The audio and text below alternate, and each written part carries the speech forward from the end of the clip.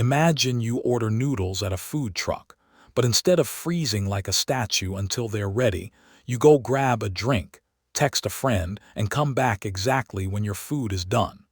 What if computers could wait that cleverly too?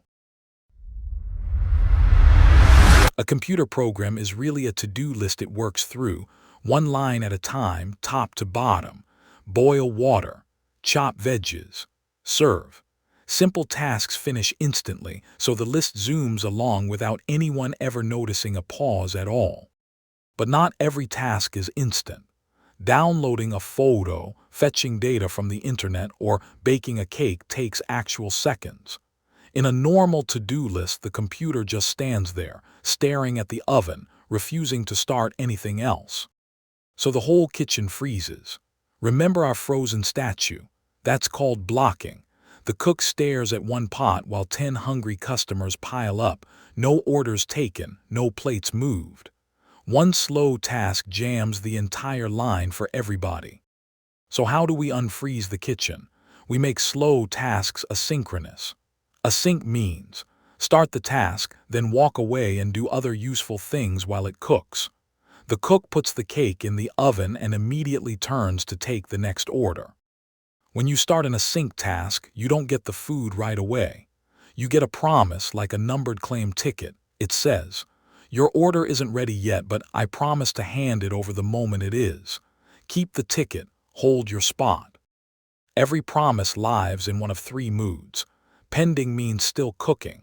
Fulfilled means your food is ready and delivered. Rejected means something went wrong. Maybe the kitchen ran out of noodles. Every async task ends in one of these two final results. Sometimes you truly need the food before the next step. That's where await comes in.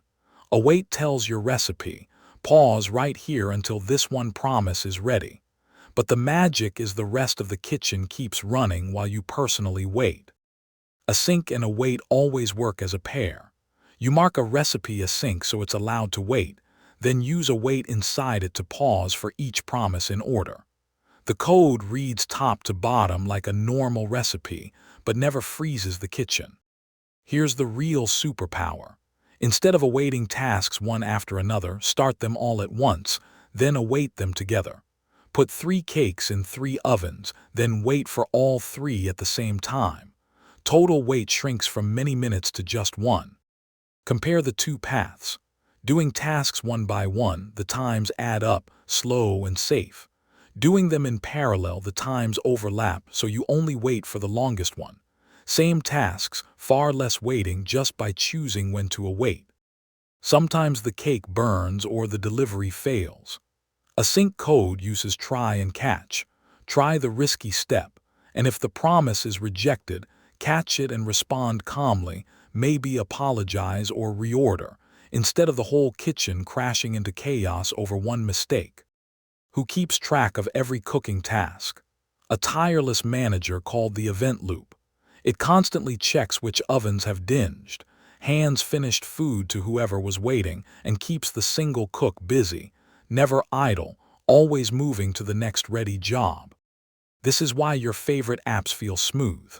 Scrolling stays silky while photos load, videos buffer, and messages send, all in the background. Async and await are the quiet reason a phone can do many slow things at once without ever locking up on you. So let's recap. Slow tasks used to freeze everything. Async lets you start a task and step away. A promise is your claim ticket with 3 moods. Await pauses just one step, and running tasks in parallel makes everything wonderfully fast.